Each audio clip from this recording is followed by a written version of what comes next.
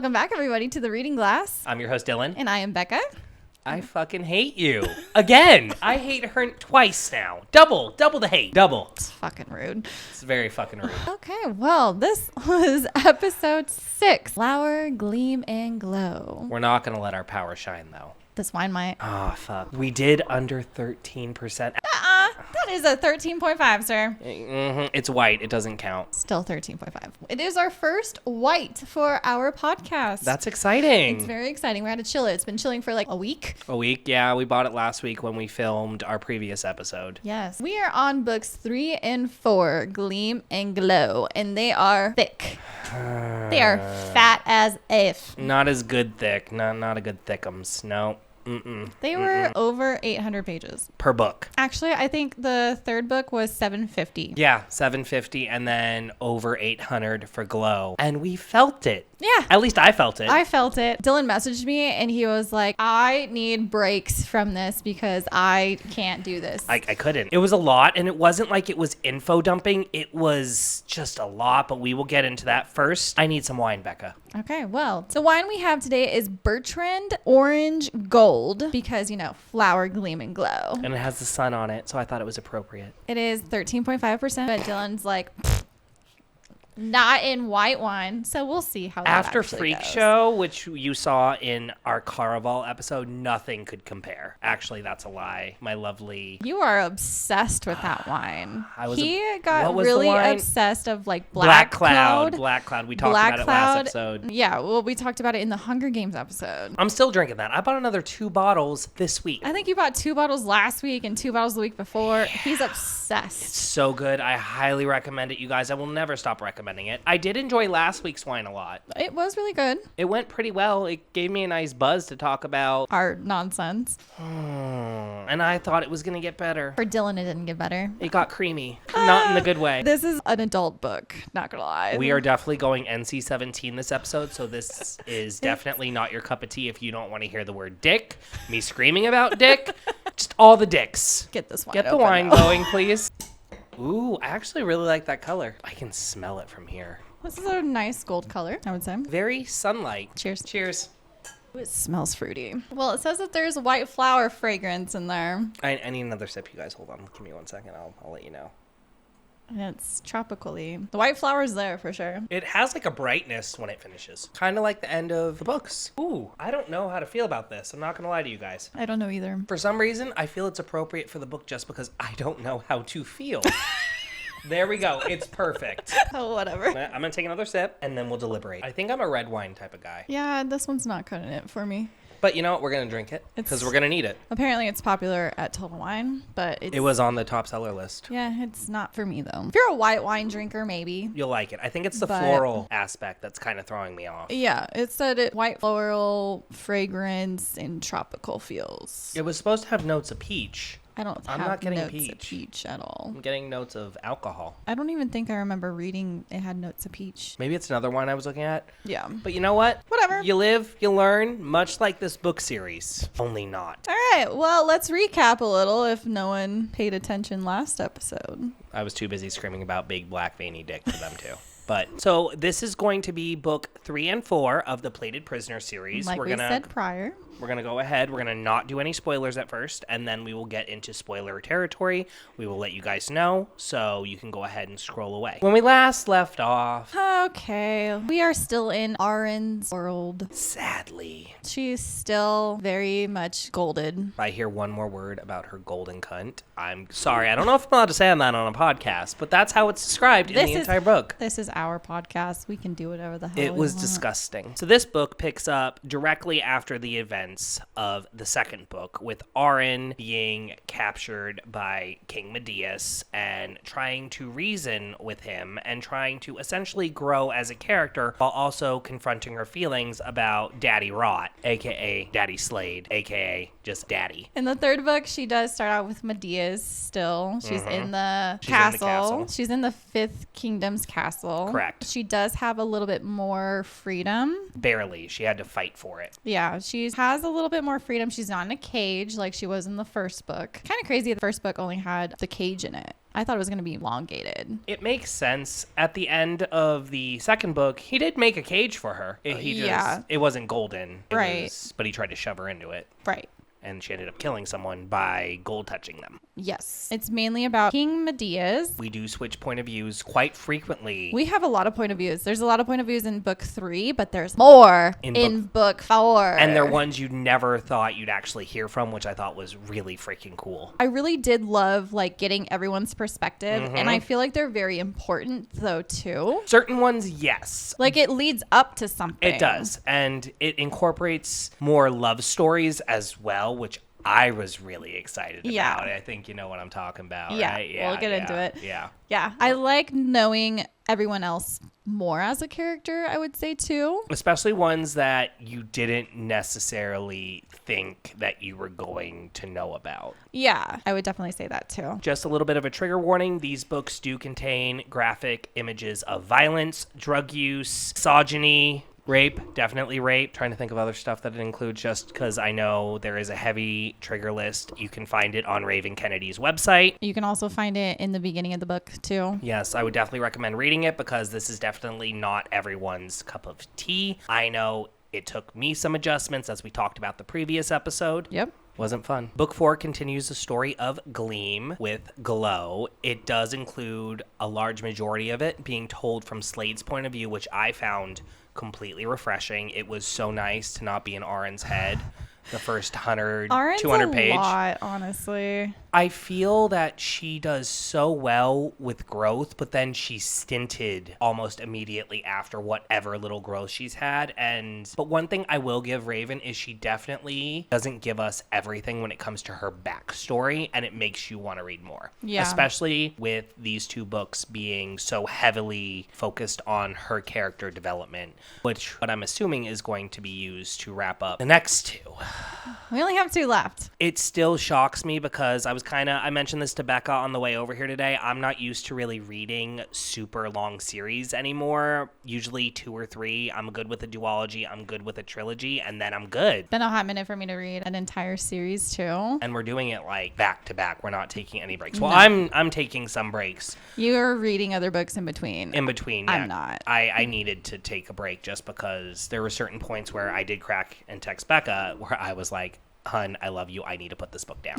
Yeah, I do remember that. It was so bad. But we did better this time with not cracking and talking about the actual spoilery aspects, which I think is good. Yeah, for sure. You're definitely in Fifth Kingdom a lot. Which is a nice change of place from the Sixth Kingdom. Yeah, you're in the Fifth Kingdom, which is like the Ice Kingdom, not the Gold Kingdom. You do meet a lot more characters. Mm-hmm. There's a lot more character development on the characters that we know and love. In both books. Oh, 100%, which I wasn't anticipating. Yeah, absolutely. A lot happens in these books. So I feel, and this is just me, that the books actually, like, they start out with a lot of, like, stuff happening, but then the majority of it, the middle. Like information? It's an information dump / we're just kind of waiting for things to happen. Does that make sense? Yeah, absolutely. Especially with Glow. Yeah. Glow was kind of brutal to get through. Like, when it got good, it got good. Yeah. I feel like all the books can be shorter in some way, shape, or form. But, 100%. But I'm sure there's also reasons behind of why it wasn't that we haven't even found out yet that we'll probably find out in 5 and 6. I honestly think she's trying to go for the shock factor.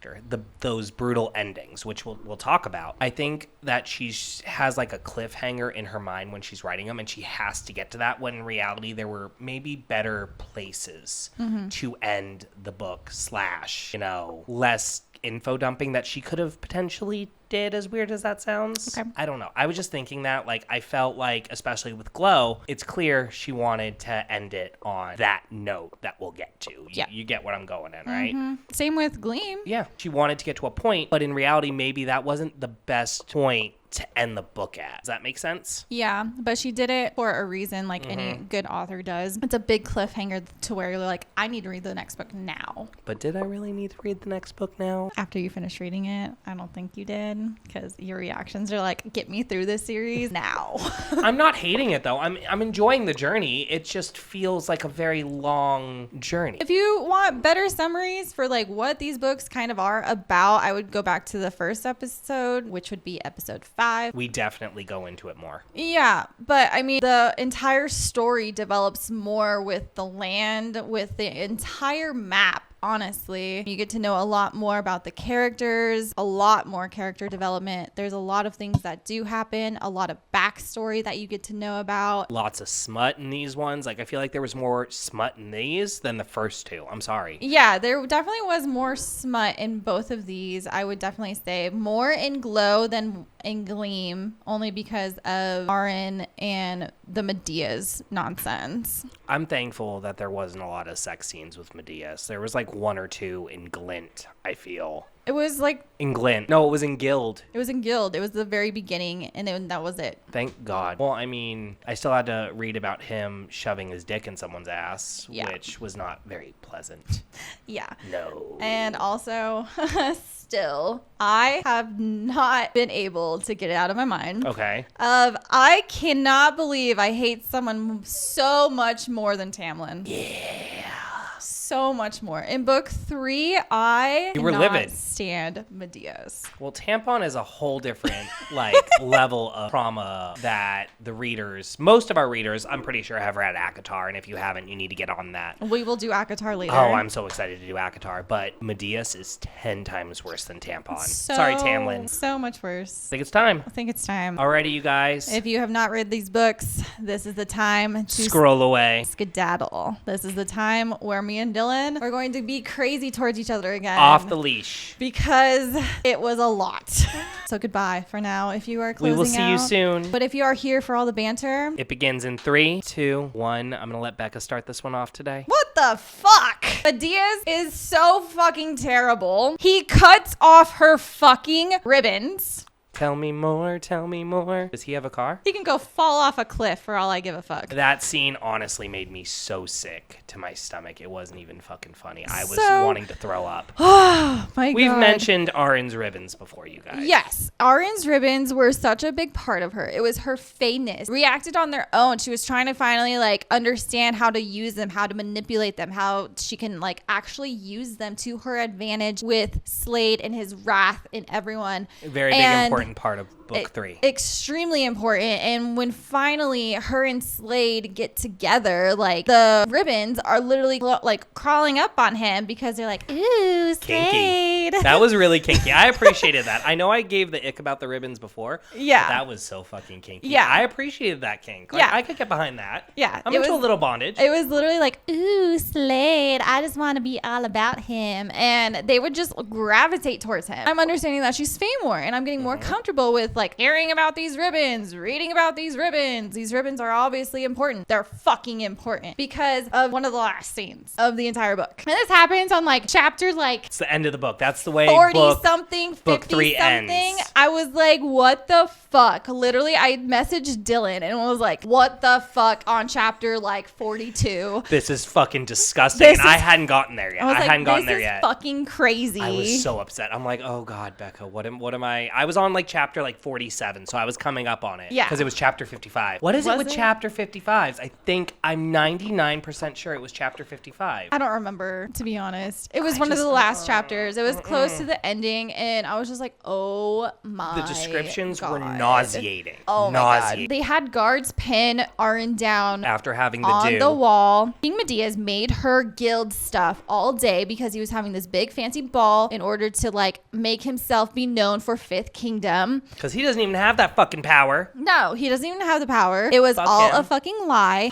And this is so important too. After she gilded all day, it drains her. Using magic as a fae, it drains you. And like you can Makes go. her gold sluggish. Yeah, makes her gold sluggish. She's tired. She's exhausted. She literally did everything. So he rewarded her, in quotation marks, rewarded her with bread, cheese, and wine. And the wine, pretty sure, was drugged. It was drugged. But also remember, so as you guys remember remember in the previous episode, we talked about a character named Digby, who was her, like, guard, her father figure. It turns out King Medeus was holding him fucking hostage. The entire time. And he was using it against her. The entire time. Literally. And she kept asking to go see Digby. Go see Digby. She wants to know and That's make all sure she that wanted. he is okay. And Medeus kept trying to say, like, oh, if you do this and if you do that, you can go see Digby because he's in the dungeon area because he wasn't able to protect you against the Red Raid pirates and whatnot. So after she got drugged, it wasn't in her system until they finally got to the dungeon area. And it was a closed off fucking area. And they basically like get her inside. She sees a body on the floor. She doesn't even know that it's Digby, but she can finally understand and see him because it's dark in there, no windows. And she sees him like black and blue. She sees him like mess the fuck up. I love Digby, so that was really fucking hard to read. Yeah. I'm sorry. That was and it goes disgusting. into explicit like detail about it too. And I was just like, holy And this was his shit. most trusted fucking guard, you guys. It was fucking insane. Like, in my mind, the worst part of it is Digby is King Medeus's like most trusted guard, and he was punishing him, not rescuing Arin from the Red Raids, which was those pirates we talked about in the previous episode, and he ran to get help. Like, you don't punish someone for that. Like, I get it. Like, Medeus, you're a crazy son of a bitch, and no one touches what is yours. Such a man fucking thing to say, but like, Jesus fucking Christ. So when they finally get to the room and she sees him and whatnot, she is feeling the side effects of the drug, of the dew. It's called dew, and it's like Makes you horny. Like, it makes you horny. It makes you like lose consciousness of yourself. At least with Polly, it's kind of like heroin. Think of it like heroin. I would definitely say it's like heroin. Given to you on rose petals, which I thought was really cool. Yeah, it's I given mean, to you the drug on- isn't cool, but the idea behind it's cool. Yeah, but I'm pretty sure they just stuffed rose petals in like the fucking wine bottle and like shook it up and like, here you go. Anyway, AKA roofies. yeah, so she was drugged. She was feeling the effects of the drugs. So then it felt like it was almost going to be a sex scene because of Medea's like grabbing onto her ribbons and grabbing onto like her hair. I thought he was going to rape it. And whatnot. And I thought that he was going to rape her, but Yeah, I thought it was gonna be instead rape. he had someone else like hold on to the ribbons, and the guards Pull him tight. pulled him tight. They pushed her up against the wall, and then fucking Medea's had the sword, and he starts hashing. It hurts me more than it hurts fucking you. Ribbons. It hurts me more than it hurts you. And that was his stuck in my excuse. head. I was like, oh my God. It was disgusting. It literally, and the way that Raven described it, which kudos to you, Raven, like, it takes a lot to make my stomach churn. You got that down. Oh my God. It was disgusting. I was just like, what the fuck? And it goes into detail that she can feel it at every single like slash because they do it 24 times because she has 24 ribbons.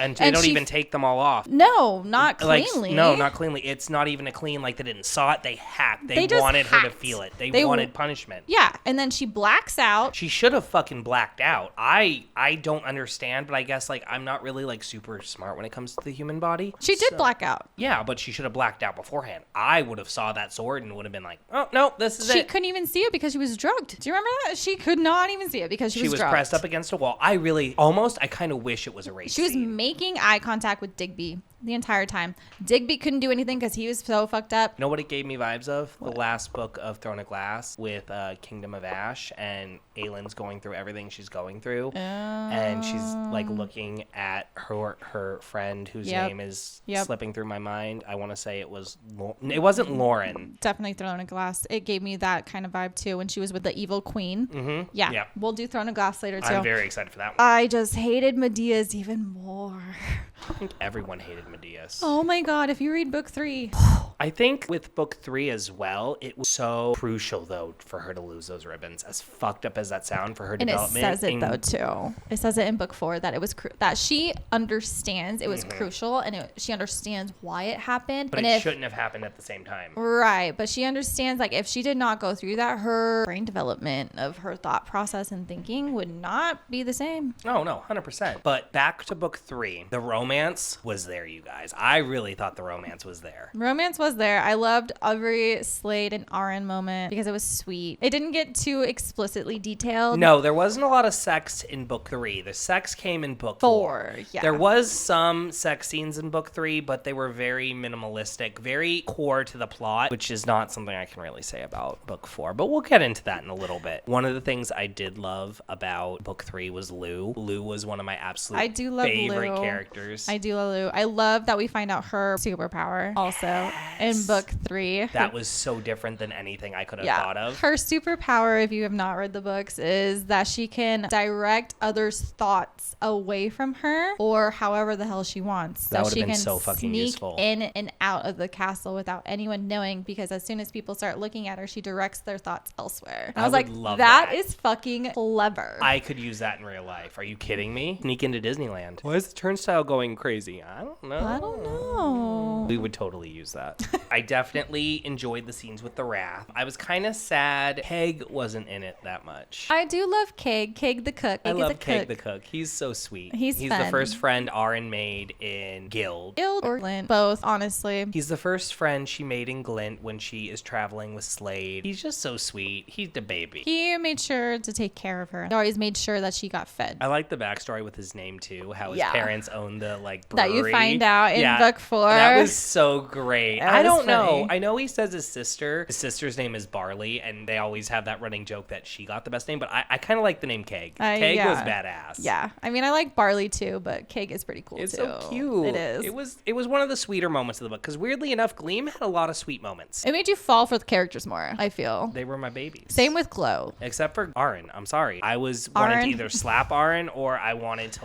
being in punch her in the Aaron's throat. head. Yeah, being in Aaron's head's a lot. Sometimes it's really cool. Yeah. Especially when it comes to the past, because we start to finally uncover what makes Aaron, what she went through before she even became the pet of Medius. But when she is going through her character growth, it was driving me insane. I was literally like, girl, for example, Medius wants you in that fucking cage. You think you can reason with him? He has proven time and time again that you can't reason with him. Because guess what? The bastard was hiding a fucking secret from you that we discover in this book. He turned out to be Barden fucking East. And with her backstory, you understand that she is in what, Third Kingdom? She's in Third Kingdom, and she is a prostitute. She was a saddle. She was turned into a prostitute, and it was between Zakur from the West or Barden East. And no one knew Barden East's real name or anything. She was always super scared about Barden East because he was supposed to be more vicious than Zakur. And at the end of the fucking book, you find out King Medius is Barden East. You find that out, and you find out that he fucking followed her. Like the stalker he is. He fucking followed her because he wanted her that much. He has no fucking magic. Oh my god. He didn't even know that she could do magic yet, though. He did not know until she did that one city or whatever in Gleam, which we will get. No, it's not Gleam. She does it in Glow, that we'll get into in a little bit. Yeah, but either way, she gilded a whole city, and he followed her there. He just wanted the girl with the golden cunt. He followed her there, I'm sorry. and then she went and left into another city, and then he followed also. He rampaged into the city with other guards, and the guard ended up killing themselves because some were acting as the good guy, some were acting as the bad guy, and he basically made them kill each other for him to look save Aaron. Yeah, he wanted for to save him Aaron. to look like he was the good guy, and he saved Aaron. Oh my god, I hate him so much. I thought you loved him. Fucking cannot stand him. But it's fine because we have Slade. I love me some Slade. He's a sweetheart.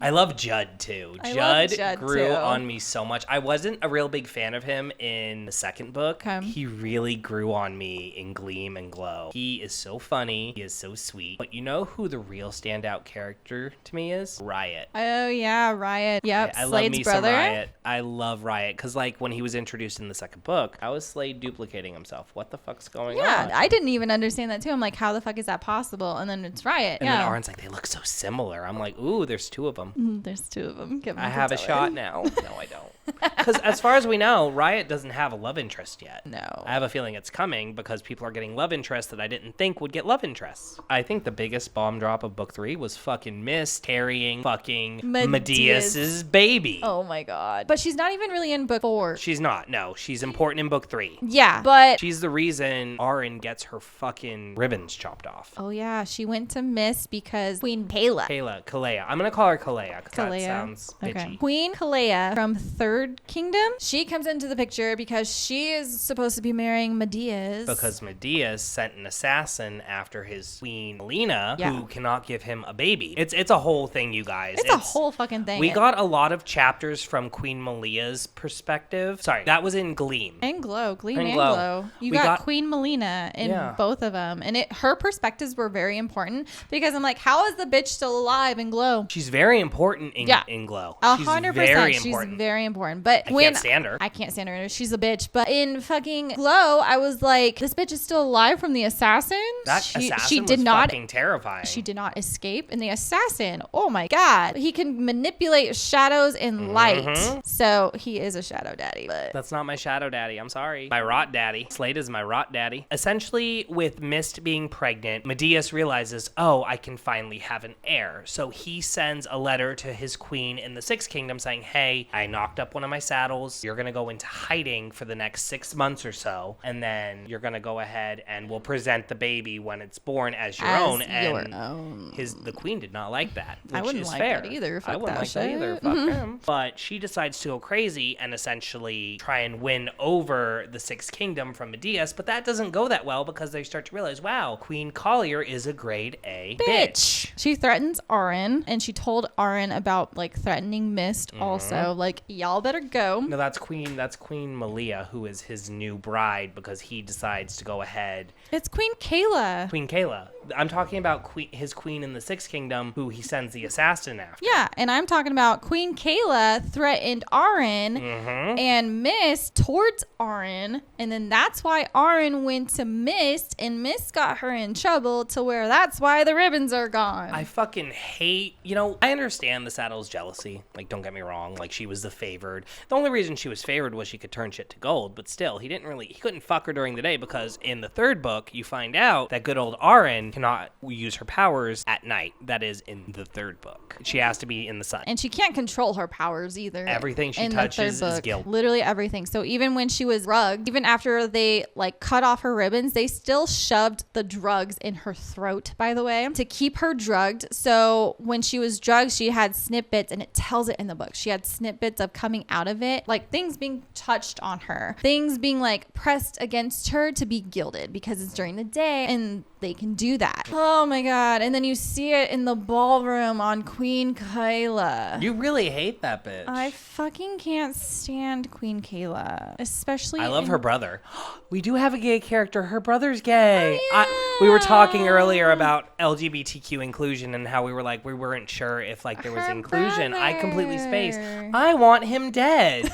He is not a good representation for us gays. Us gays don't claim him. He's an asshole. I liked him when I first met him though. Yeah, and then at the end of Glow, you fucking hate him. Anyway. What sucks is I actually kind of liked Queen Malia at first. I understood her. I'm like, cool. Are you talking about Queen Melina or Queen Kayla? There's so many queens in this damn book. I keep saying Melina. I'm like, Melina's a bitch. She's in Sixth Kingdom. I mean, Queen Kayla is also a grade A bitch. Yeah. Because, spoiler, they decide to kill the young Prince Naveen of Prince freaking Naveen of Fifth Kingdom. Who was supposed to be the heir to Fifth Kingdom when he came of age. Why did I want to say Prince Naveen of Maldonia? Yeah, they poisoned him with wine too, but that one was trying to play onto Slade, and I was like, ooh, this asshole, because Medeas found out about Arryn liking Rip, so he was trying to punish Slade because he told Slade of like, get rid of your commander or whatever. Well, King Rot, King. Yeah. He's called Slade when he's king, but then when he's in his like commander form, he's Rip, which is what Riot poses as Rip when he needs to be in the same room as King Slade. And then good old Medeas I believe there's a reason. I think Arin gets hurt or something happens to Arin. I can't remember exactly the details, which makes me a bad reader. I should take more notes. And Rip has to carry her upstairs, and Medeas heard about that, and he's like, what's going on here? It was the first day of gilding that she came back into gilding, and she was like super like exhausted, yeah, out okay, of power. Now I remember. Yeah. And she was trying to go up the stairs, and she kept telling her guards don't touch her because it was during the day still, but she was super exhausted, like tripping over her own feet, basically falling on the stairs. That's when Slade came up and like saw her, and he was like, oh my god, do you need help? And then he actually picked her up and carried her upstairs, and Medeas found out and did not like her about that because the guards are tattletales. Rats. The only good thing about book 3. Would you like to do the honors? I think you'd like to do the honors. Drum roll, please.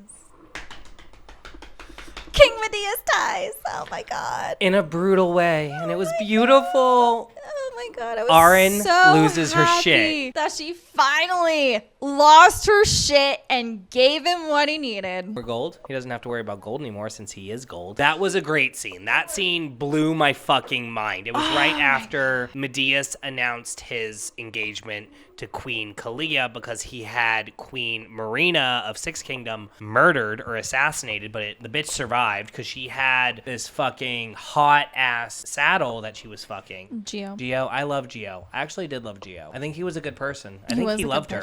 I think so too. And she didn't fucking deserve it. No. That scene was fucking epic. Yes. He got his just fucking desserts. I loved it so much. It was satisfying. Yeah, like she finally is standing up for herself, you know. Medeas is trying to blame Slade for killing Prince Naveen because it looks like his rot, because of like the veins that come up into his neck and his arms and everything of his rot. And she finally has like a clear enough head, like the drugs are finally like getting out of her system, even though they shouldn't be. But I think it's because of her Fae heritage. She even said that, yeah. Yeah, that it's getting out of her system even more and faster. So she was covering, she was understanding, and she was remembering everything again. And so since she was in the ballroom, Medeas was like, okay, well, you're gonna have to be present enough in your mind to gild this staircase by the time I walk down. Mm-hmm. And she didn't. And he deserved it. She didn't. And he was, I don't know if he hit her or something. I don't remember. I think it was when he finally got the community to turn against Slade. That's what snapped. That love for him. She's like, I'm fucking done, because she screamed, he's mine. Yeah, but he was getting surrounded. Slade was getting surrounded, and then his wrath was coming too. And then she finally was like, no, fuck that. She got down from like, she was on a balcony. Yeah, she upstairs. jumped. She jumped. She like landed, and then like she came over, went right in front of Slade, and she pointed at Medeas and was like, no. In her defense, before she started killing everybody, she did try and leave peacefully. She did. She didn't want to kill anyone. She was trying to escape after she got Digby. She was also trying to escape with Risa, and Risa was trying to get with Polly or whatever. I do love Risa. We'll get into Risa. Risa, I was iffy about in Gleam, and I loved her in Glow. I did like her eventually in Glow, but in Gleam, we'll get into that. Yeah. But she finally stood up for herself, and then her Fae heritage just took over. Exploded over. And then you read Slade's point of view. When Medeas had her pinned up and had the blade against her neck, and Slade's like, use your ribbons. Use your ribbons. Oh my God, I cried. I had actually little cried. tears. I was like, oh my God, this is so sad. I can't. I didn't cry from Arin's perspective. I cried from Slade's. Yeah, because Slade was like, protect yourself, because Medeas somehow got Arin still and like had the knife up against her throat, and he was just like, use your ribbons. If I can't have you, no one can. Yeah, and he was like, use your ribbons, protect yourself. And she's like, I can't. And when Slade's point of view, when he realized it, he felt how I felt. Like, I felt reflected. And of course, Medeas was like, oh, she didn't tell you? We love Medeas. She didn't tell you that she doesn't have her ribbons anymore. And it's on fucking Queen. Punishment. It was punishment. It hurt me more than it hurt. What, didn't he say, like, I know he told her it hurt me more than it hurts you, but he said it hurt me more than it hurt her. Yeah. And I was just like, are you fucking kidding me? Dude needs to fucking die. Someone needs to fucking break his neck. Her wrists were tied in her ribbon. Yeah, she kept her ribbon, which was an important like part of Glow, actually. Her wrists were tied up in it, and all over freaking Queen Kayla's dress, if you remember correctly, were her ribbons. No one realized it, but anyway, her Fae heritage finally came out and we finally learned she can manipulate gold. Shocking. I mean, we knew she could, but like she has control over it at night now. Because I remember specifically she felt her power drain right when the fight was starting. I thought that since she can build everything, that everyone's just going to be rich. I didn't think that like eventually, you know, like she can actually manipulate it and control it and like make it do whatever the fuck she wants it to do. Obviously, her power comes at a cost, and that's why we start reading from Slade's point of view, which leads us into Glow Book 4. Yeah, I love that the last chapter has Arin's perspective and Slade's perspective. That is one instance where I actually don't mind reading the same chapter twice, because you really needed to know what was going on in both their heads,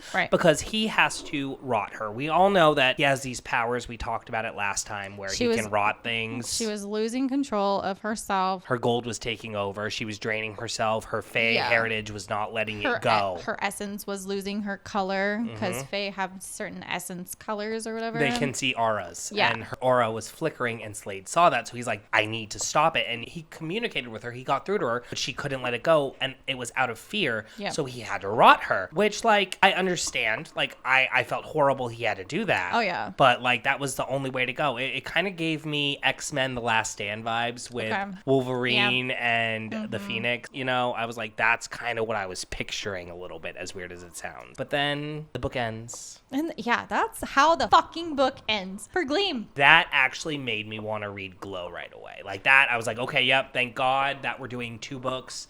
Because when we open up again, Daddy Slade gets literally the entire first half of the book told in his point of view, and we actually start learning his backstory. Yeah. Which was incredible. He actually has a good backstory. It actually makes sense. He's not just one of those tragic, hot shadow daddies with the big dick. He has reason. He has reasons of why he chooses not to be who he is. And he's a mama's boy. And I love that about it. Boy. I love that. He's a little mama's boy. He is. I love Ilori. I cried. That actually did make me cry. Oh my God. When we met her after everything, I was like, oh, she's still alive. Because I thought she was dead. I thought his everyone father was killed dead. him. But with the backstories and whatnot, I knew in this book, I knew in Glow, we were going to learn Rip's backstory. It starts out. I didn't read about it in the Kindle because in the physical copies, I know it has it on Kindle too, but in Kindle, it literally jumps you right into chapter 1 that she writes a note to you saying this is going to be Slade's backstory. And I would have loved to know that because we don't really learn a lot about Slade. We hear a lot about Arin's past with her issues in the Second Kingdom, but we don't know what happens in the Second Kingdom. Same with Slade. We just know he's been through trauma. We didn't even learn about Riot until the end of book 2. And we kind of got to know him in book 3, but in book 4 is when he really takes center stage, and you actually learn about Deadwall and Drawlord Village. We do. That was one of my favorite parts of the book. I thought it was so cool, like their entire cave system. So in, I believe it's Guild book 1, when they are negotiating with King Medeus to essentially get King Rot to call off his troops, King Rot, who is, you guys know, is Slade, he requests a section of, I believe, the Fourth Kingdom, where there is a village that we find out. No, it's the Fifth Kingdom. No, it's the Fifth Kingdom. My apologies. They're from Fourth Kingdom. They're from Fourth Kingdom. It's a section of Fifth Kingdom that Slade desperately wants. It is rotted. He expels his power there. It's top secret. It's top secret. And that is the setting of Glow. And it was a nice change of fucking pace, let me tell you.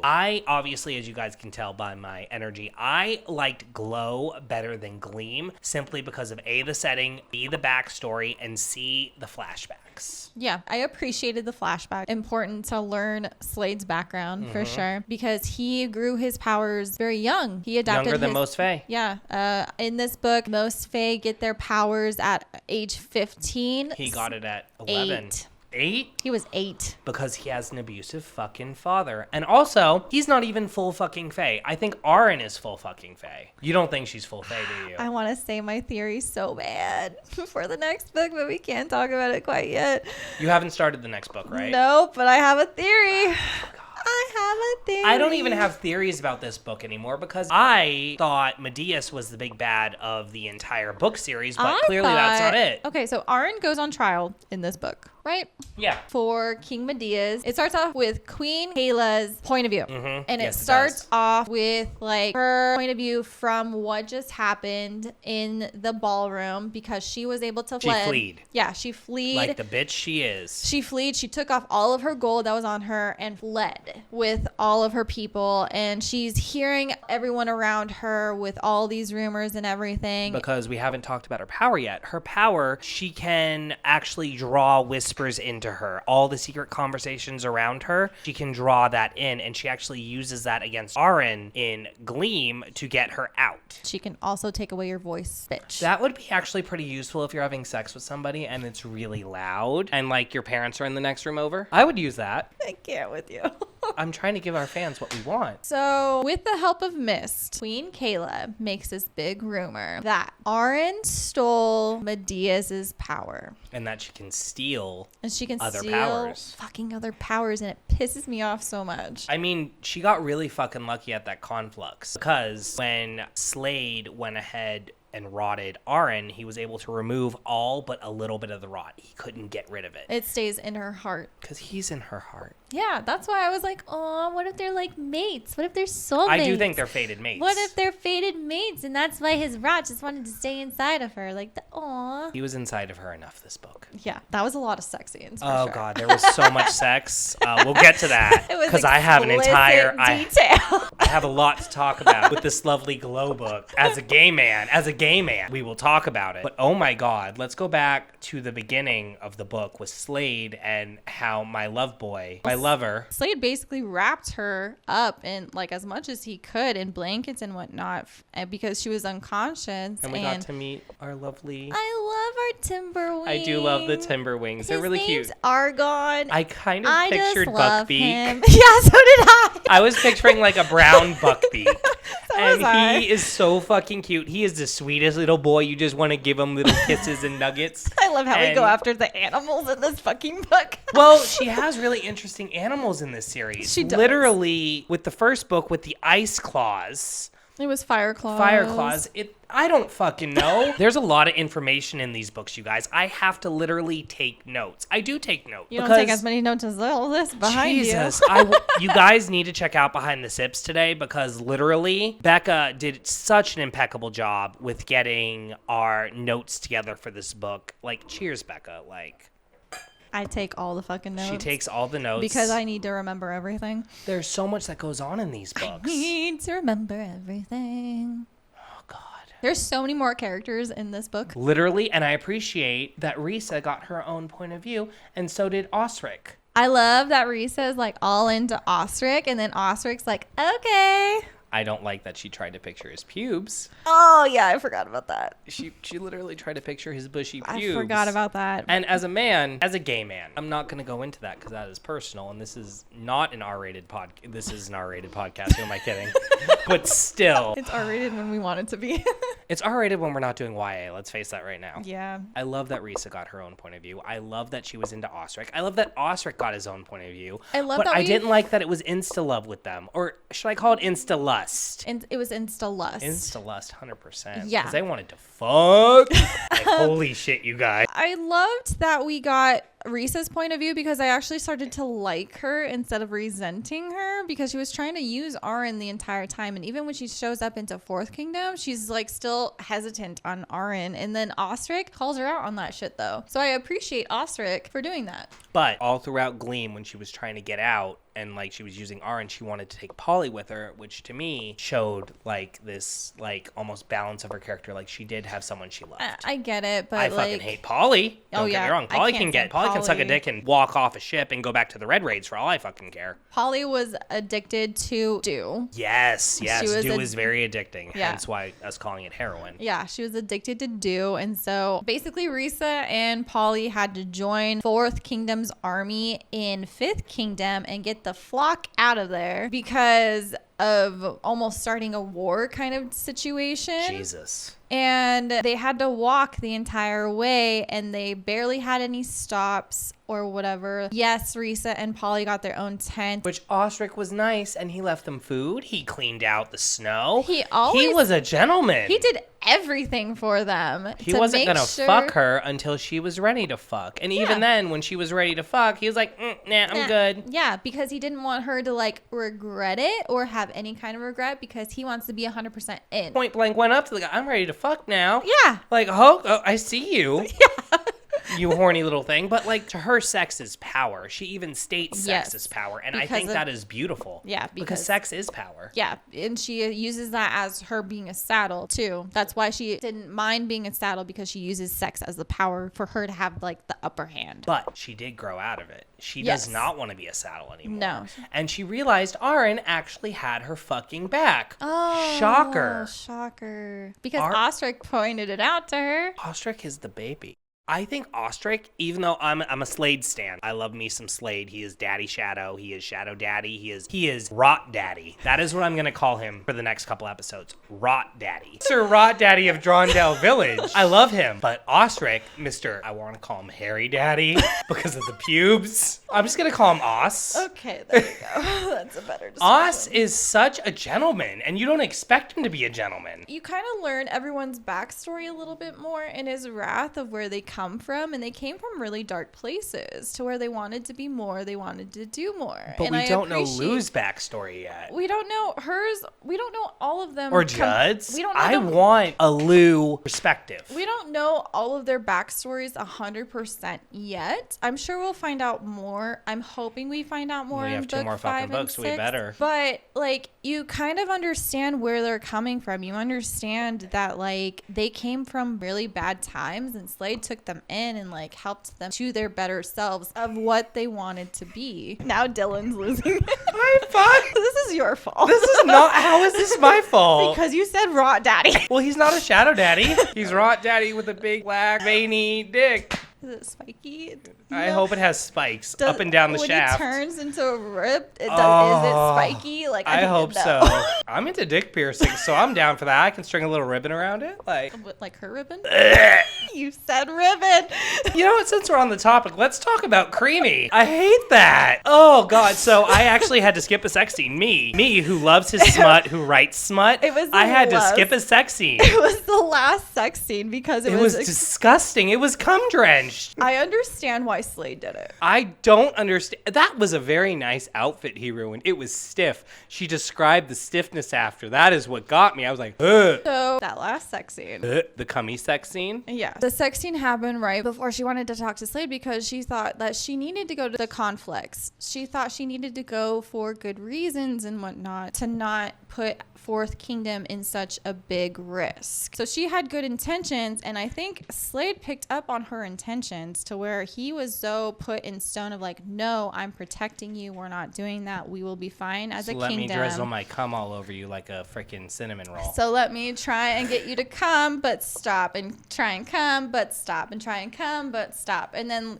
finally, it's just going to combust out of her to where she loses consciousness because she's like, oh my God, I feel so good. And then that does not sound very good to me. I don't like edging. I'm not into edging. That is not a kink of mine. She took a nap, and she thought she only took a nap for a couple minutes, but it was a couple of hours, and Manu was already gone, but he wasn't gone, and everyone was already gone. My main issue wasn't the edging. Okay, the edging was an issue. Like, we've all been edged. We've been there. We've done that. Sure. My main issue is the nice clothes that she was wearing. Like, there was this big thing about him going and buying her clothes, which I thought was so sweet, and then he stains it with his pre-cum, just rubbing up on her. He also stated, like, oh, I bought all these clothes for you because then I know what I have to take off you. That's disgusting. Don't touch my clothes. My main issue was just when they described the stiffness of her shirt after he was dry humping the fucking velvet, bro. Velvet on my dick does not sound very fun, Becca. I'm sorry. That's a no-no square. Wasn't he still in his pants, though, too? I don't fucking know. The guy has a humongous cock. It's one of those monster cocks that you, like, it's the size of your fucking, like, forearm, and you're sitting there like, how the fuck is that even gonna fit? I don't want to know how it fits. I'm pretty sure it was still in his pants. There's so many scenes with it out of his pants, though, that, like, you get used to it. When he described it, as her being creamy, that's when I started skipping. I literally messaged her and I was like, yo, I'm skipping the scene. I'm done. I've read some nasty shit. That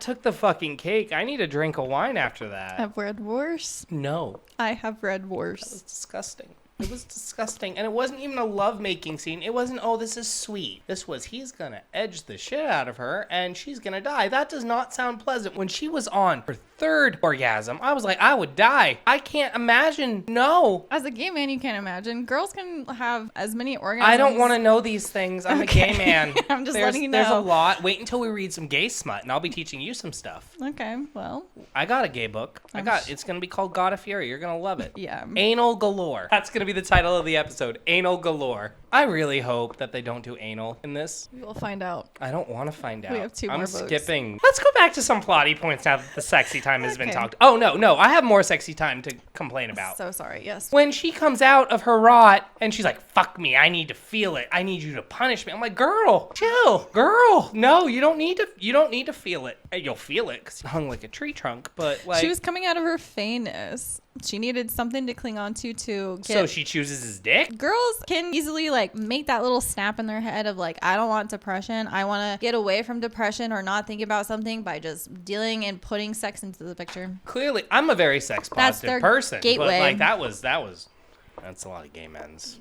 gateway too. I'm not going to lie to you. Yeah, see, it's a gateway. Oh, look, wine. It's a gateway to where they don't want to talk about it and they don't have to talk about it. So there you go. I'm going to switch hands now. Much like Slade needed to do. I don't even know what to say at this point. I think we're coming. That was so bad to say. I'm so sorry. We're moving around this is what I mean to say. We have 2 more freaking adult books and then we're going back to YA. I'm sorry. I need a break. My brain is like done. Talk about the fucking last scene of the goddamn book of those fucking girls from Second Kingdom, Miss Queen Isolate. It reminds me of such like big religious shit to where they're literally scrubbing the fuck out of her and making her do stuff. And Queen Isolate, I fucking hated that bitch. She was bitch. awful. Her superpower is insane. She can just pinch something. She just has to, she snaps or she pinches? No, snapping is Slade's dad. Okay. Remember, he's the breaker and Slade is Daddy Rot. I'm sorry, the rotter. Yeah, and freaking Queen Isolate, she can just pinch stuff like inside of your body to make you cringe and basically make you die inside. And I was just like, oh my god, what is happening? It's and poor disgusting. Aaron for like walking on hot ass bricks all throughout. We live in the Vegas. We area. Understand that heat. We've all stepped outside. Barefoot. We've all stepped outside barefoot though, girl. Yeah, fuck that. We've all stepped outside in the hot Vegas heat, though. We know how that feels. When the sand was sticking to her feet and she was trying to use her gold to coat her feet so it didn't hurt as bad. Even that wasn't fucking working. No, it was fucking disgusting. Fucking ruined. I literally thought in that last scene she was going to die. I thought the Timberwing was going to die, and I was more concerned about the fucking Timberwing getting shot out of the sky. I was like, no! I feel like no, not my baby! That was 100% on purpose, though. Oh, 100%, but I still cried. Yeah. I was more concerned about the Timberwing than Aaron. Yeah. Fuck that bitch. Yeah. I care about my Timberwing. I do, too. I was getting teary. I was like, oh, no, not little Argon. No. Especially because, like, they developed a relationship. Aaron. Yeah. Aaron and Argon developed this really beautiful relationship. That Argon doesn't like anyone else except for Aaron. Which gives into the fated mate theory we have. 100%. Yeah. Yep. Because how can your pet not like your fated mate? Right. 100%. Yeah. Ooh, wine. So another big part of this book series, besides the sex, is discovering who you are. And Aaron goes through some trials and tribulations in Glow, where she actually starts to learn to control her gold. Finally, she realizes that there is more to her than meets the eye. And she can actually fucking control the gold. She can actually kiss Slade in the sunlight. There is some level of control. She can do stuff in the sunlight. She doesn't have to wear gloves on her hands anymore. She can actually have like freedom of her body and like be able to touch things and not eat. And not be so scared that she's going to gild something. Literally, I completely spaced that she couldn't eat during the day because it gets gilded. Yeah. God. Because she has to touch it.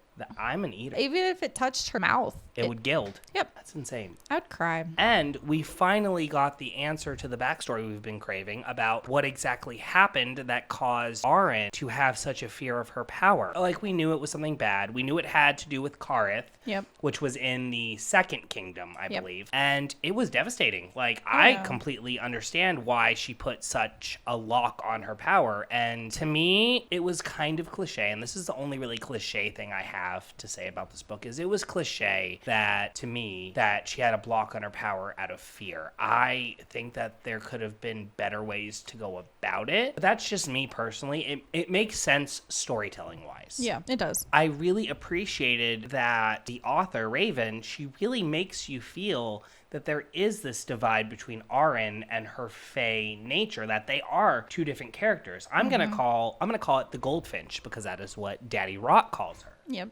And that's the last name of the book. In my head, I always picture her Fae half like Mystique, but with feathers. And I just picture her being this violent, unending creature, because something that got me about Glow was when they said that they would be the villain for each other. I loved that. I love that, because at the end of the day, we read these books where people strive so hard to be the hero for each other, to be the best for each other. I like that they admit there's darkness to them. Yeah. And I love that they're willing to be the villain for each other. Daddy Rot will literally rot everyone in their fucking place for her. And she would kill for him. She killed Medeas for him. She claimed him. She also killed King Medeas for herself, though, too. I don't think she would have did it if it wasn't for Slade. I agree. And I actually feel their love story is pretty authentic, which is kind of hard to find with romantasy. But I wouldn't even classify this as romantasy. I would classify this as dark fantasy. Yeah, it's all over the place. It's 100% all over the place. But we need to talk about Slade's backstory. Yes. We need to. That is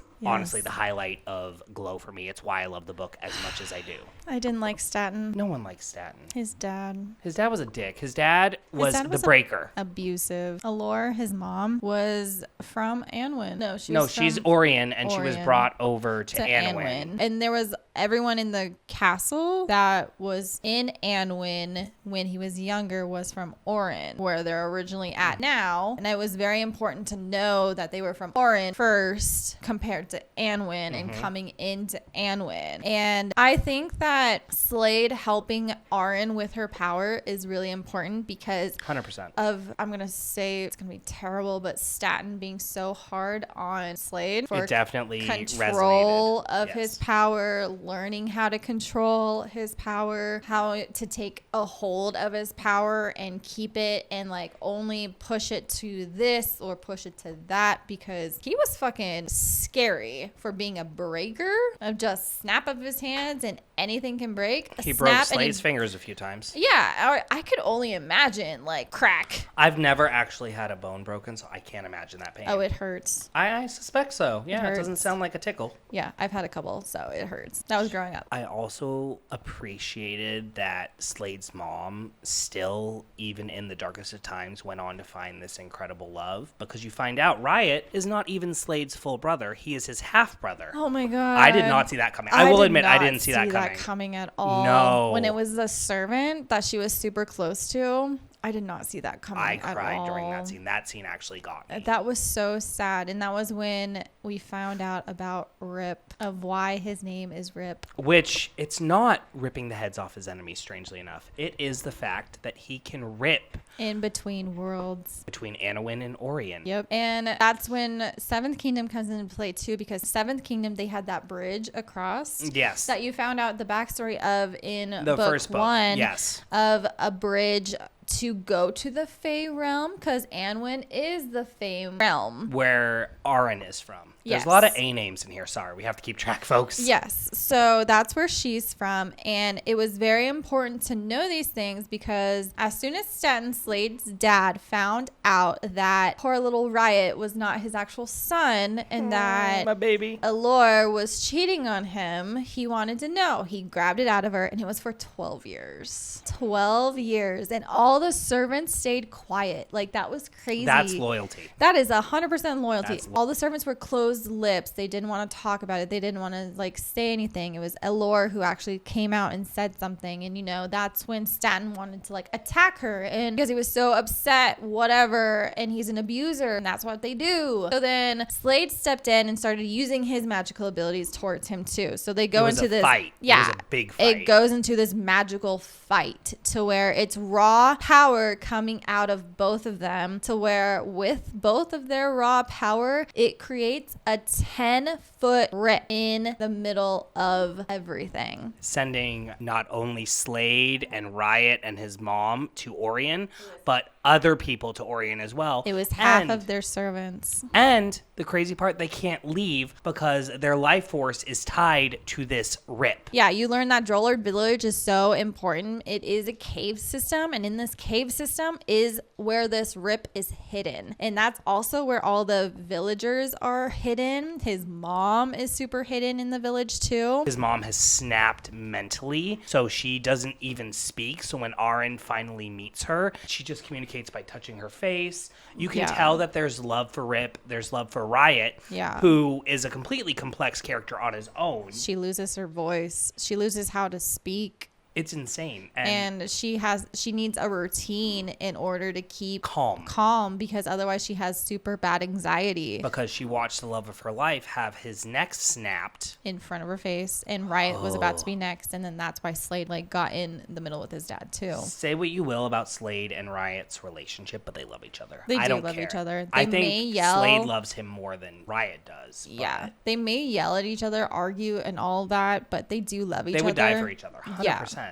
100%. You can tell the brotherly love in between that. You can tell that with Riot too, like family means everything to him, and the villagers who were the servants in Anwin, they are 100% like family to them, because, you know, the villagers tried going back to Anwin in the rip and they died. So these people in Orin now that came back to Orin, they have to stay in Orin. She realizes that there's something not right with them, or there's something different about them. She feels something different. She senses there is something different. And then Slade turns out and says to her that, you know, like they have to stay near the rip, and he has to keep pouring his raw power into the rip in order for it not to close, because if it closes, everyone dies. And he has to do it, every like 6 to 8 weeks, I heard? I think it's 4 weeks. And then it expends all of his energy. Yeah, it literally, because it's raw energy. It's not his rot or anything. It's literally just raw energy going into it. I appreciate that there was a reason for him wanting that land. Like, I didn't really think about it too much in the first 2 books. I didn't think about it either. But it became super fucking important. Yeah. So I give, like, the author credit for having this planned out so far in fucking advance. Yeah. She has a plan. She even had Medea's guards over there, too, because, like, Medea's was worrisome of it, too. Like, why do you want that land? And they were all over, like, that area and whatnot, and Riot captured all of them. There's so much going on in this book series. It was super important to know that, because at the very fucking end of the book, at the coal pricks too. So now we can finally get into the climax of Glow, where Aaron has been captured. She is facing the Conflux. I hate Manu. Everyone hates him. I hated all of those fuckers. Manu is Queen Kayla's brother, who is gay, who has a husband. We gays do not claim him. After the whole last sex scene, and Slade, you know, goes and talks to Manu. He's there to speak for Third Kingdom. So when Aaron goes into the garden, when she doesn't know what's going on, and she's just talking to Risa. They're having a heart-to-heart. She was trying to find Manu and talk to him about the conflicts also. Because he did lie to her. He said that it was just going to be like a slap on the fucking wrist. He thought it would be a slap on the wrist. I don't think so. I think he knew they were going to try and kill her, because he's a piece of shit. Like, let's face it. These monarchs who, essentially, the only reason they're royal is because they have powers, and this girl who can steal them, she can't. They're so fucking scared they can't listen to reason. They don't understand. They're going to kill her. Yeah, they didn't want to listen or anything at all, but he drugs her. And such a great, after stabbing Risa. No, he made the guard stab Risa. I cried. After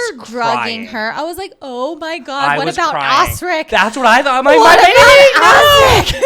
And I was so happy to read that they didn't punch her heart. I was so relieved she survived. They did not. I really loved her. Does she survive? In that we moment, don't fucking know. In that moment, I realized I loved her. In that moment, I'm like, oh, I actually love this character. No, I'm not. My mind could not accept it. I cared more about Oss's reaction. We don't even know if she lives because we'll know in a couple days when we start reading the book. Yeah, we don't even know if she lives because she lives. I choose to believe she lives in my heart. My heart is telling me she lives. Hoja, the lovely healer who helps Oren heal from her wounds. I love him. He comes over, checks her out, and is like, I need to get her to the surgery room right away because she's bleeding out. She still has the sword, dagger in her heart. Not even in her heart. He said in her it chest. didn't hit her heart, which we're lucky. She's barely alive. And Osric, oh my God, just reading Osric's like point of view and freaking the fuck out of like, no, we still have time. We have time for the maybes and the what ifs. And I was just like, oh my God. Because he's in love with her. I'm getting emotional. And he's in I was love with her. I felt so bad for Osric because he even carried her all the way to the surgery room and he refused to have those people carry her for him. I care more about that cliffhanger than the actual cliffhanger. Yeah, but okay, now to the cliffhanger. Oh, here we go, you guys. Let's do it. I thought she was going to die at the conflicts, not going to lie, because I thought Slade was not going to get there in time because of the whole Argon situation, and I was really sad about Argon, okay? So we were all really sad about Argon. Yeah, so he's alive though, so it's fine. So I was like, oh my God, it's going to happen. It's going to happen. She's going to die. What is the book going to be about then? Is it going to be like a resurrection? Is it going to like or is it going to be told from Slade's point of view? Or is she going to magically, if you die, do you magically end up in Anwen? What happens? Well, there's a lot that goes on with Anwen. So I did not think Slade was going to get there in time, and she was, in a gilded, not a gilded cage. She was in a cage. She was in a cage, and runes are in this system too. That seems to be a common thing with our books, though, girl. Yeah, like, but honestly. I was like, oh my God. So I'm wondering if runes are going to be a theme in the next two books too. Probably because these runes were draining her power, so she couldn't use her gold touch. So gold was essentially just draining out of her into a puddle, and it kept rising and rising and rising and rising. And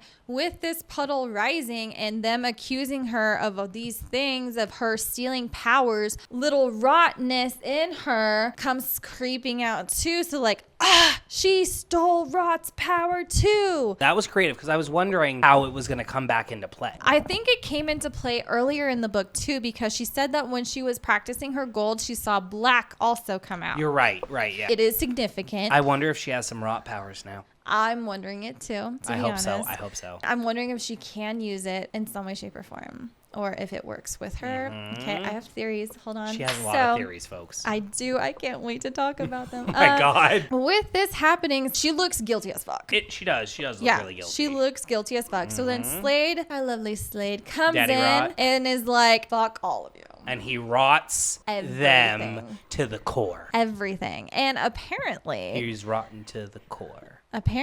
Second Kingdom's son can throw up a shield. He uses a thread, and it's insane, you guys. And the shield blocks King Rot's powers. Which shows how powerful that fucking kid is, so we need to snap his neck. Oh, 100%. And the kid doesn't know anything about his powers, or he doesn't know enough to like control his powers, and he was using his thread of his shield for so long that he passes out. And because he doesn't know anything, and he's just a kid. So all of the monarchs are hiding behind him. Fucking cowards. Because of them being so scared of King Rot and them dying, basically, because he is furious and he's coming after all of them. And with the whole shield, not only does it block the monarchs, it also produces a shield around Oren. Poor girl, she can't catch a break. So she's basically dying in this. She's nearly drowning in her fucking gold. Because it's all of her gold is just seeping out. So it's just draining her power continuously, and she can't do anything about it because she can't move because she's in a cage and she's on top of runes. So she's literally dying, and she's like, Slade. And then Slade decides to use his rot, use his pure, not even his rot, it's his pure energy. And he keeps trying to use absolutely everything that he can in order to break the shield, in order to get her out. It creates a fucking rip, and she has no choice but to go into it. That is how this motherfucking book ends. And he uses the rest of his power for however much longer he can for her to escape and for her to like make sure that when she's falling into this rip that she can make it to the city or the land or whatever. She's going to Arwen. Which, now there's a fucking bridge, by the way, because during this entire time, Queen Melina is following... Prune! Fucking Prune. I hate that fucker. He's a lying sack of shit. He We don't is. like him. No. So the twins, right? There's so the twins. fucking twins, Fasa and Friano, those are creepy motherfuckers, by the way, because they have different fucking power I pictured capabilities. Hansel and Gretel. I know they're both boys, but I pictured Hansel and Gretel. Yeah, almost. like I picture them to be so fucking weird. So in the background, you're also reading like Queen Melina's point of views, and There's just, not like, a whole lot. You're like wondering, why are you reading these stories about Queen Melina? Because Queen Kalia makes sense, but Queen Melina Does not no, make sense. She's It's- out of it. Yeah, it's kind of like, okay, well, she's escaping Sixth Kingdom, and Prune, her little person, who is saying like, oh, we're guiding you to your heart's desire. Which is apparently in Seventh Kingdom, which was once ruled by the Fae, where the bridge to Anowin was. Yes. And so since it hasn't been there for the longest time, like... Because it broke. Yes. So she eventually arrives to Seventh Kingdom. And with being in Seventh Kingdom, there's this castle that's still there that the twins are like... living at. And they're making it possible to live at because of how they can manipulate the world. They have glamour powers. That's the best way to describe it. They have glamour powers. They undo this giant glamour, and they tell her, we'll make a deal with you, essentially, that if you give us a little bit of blood, you'll have magic too. And for Queen Melina, as a member of the Collier line, which you do get backstory on her and Medeas, which Medeas manipulated the shit out of her. She's a victim in her own right. I'm sorry. She is. She's a victim. She is. He used her like he used Arin. And Yeah. that was not cool, dude. Sorry, I'm glad you're fucking gilded to the fucking wall, you prick. It's just, she craves power because she's never had it. So the twins offer her like this ultimate gift. But in reality, they're actually rebuilding the bridge to Anowin. They're fucking Fae.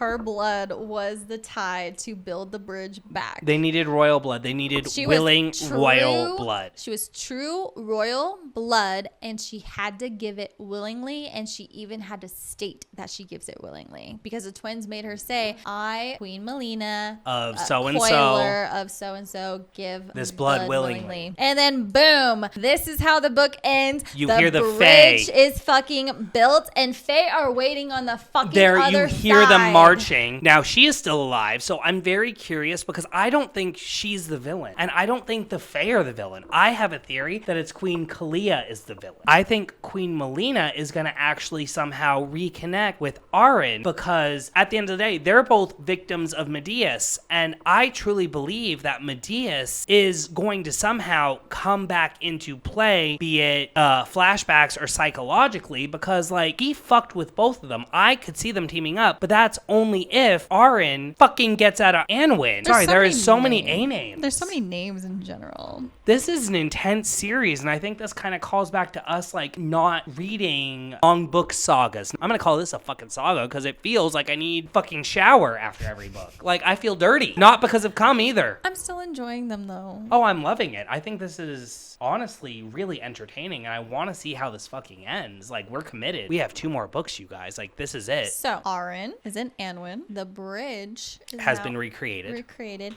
That's how the book ends. Now, are you ready for my theory? I've been ready for your theory since we started reading this book, Becca. What if Arin is royalty in Anwin? It wouldn't surprise me because What she is gold. if, going back to Anwin, her ribbons come back because she's in Feyland? So I kind of hope her ribbons don't come back.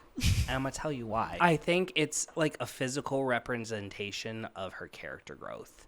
Do I want them to come back? Yes. Do I think that would be really great at the end of the book? In the epilogue, she feels the itch and the burn of her ribbons coming back to signify a full circle moment for her. But I do agree that she's royalty. I do think so, because I would not be surprised if this author decides to fucking pull a princess card. There was something in the book. Okay, talk to me. There was something in the book with the backstory of Anwin about, it was like 3 different people or 3 different things that really made up the entire kingdom. Okay. And one of them was about being gold.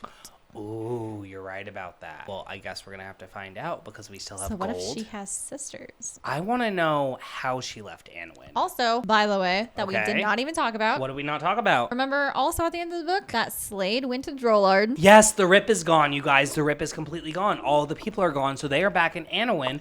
Oh my god, Slade's dad's going to be introduced. Oh my Yeah. god, no. I don't want to have the Breaker. The Breaker deserved to get his jaw broken. The Breaker deserves to get his hardened dick snapped in half. Alore's probably going to get her voice back. Oh, I'm not mentally prepared for that. I bet you anything, Alora's gonna go after Auron, or they're gonna end up finding each other some way, shape, or form, and they're gonna try all their might to get back into Auron. But at the same time, Auron's gonna learn all about her little family that You know she what I'm has kind of excited not about? known about. You know what I'm kind of excited about? The fact that they're going to be separated for an entire book, and that means no fucking sex scenes, no creamy stuff. I'm thrilled. I get actual plot without smut. Girl, I'm tired of the smut. I love the smut. I'm a gay man who can read straight smut left and right, but this is too much. I get it. But we do have Gold and Goldfinch to get through. Yes. This is it. We're at the end. I'm pretty sure at Goldfinch, she should be back in the book. I feel at some point she's gonna have to be back in Auron. Oh, 100%. Or Slade's going to. I feel like they have to go back to Auron only because of like the whole monarchy. Like, how would you leave the monarchy like that? I have a feeling this is my theory, you guys. My theory is that Gold, the next book, is going to take place in Anwen, which I'm excited about. Obviously. I will admit I am surprised that we're getting to Anwen so soon. I thought we were going to get to it in Goldfinch. I knew we were going there. I knew that the road was leading us there. I'm just surprised we're getting there in book 5 instead of book 6. Now, keep in mind, I have not read the synopsis of the next book. I'm going in blind. I'm going in raw. The only thing I saw on the very back of the book said,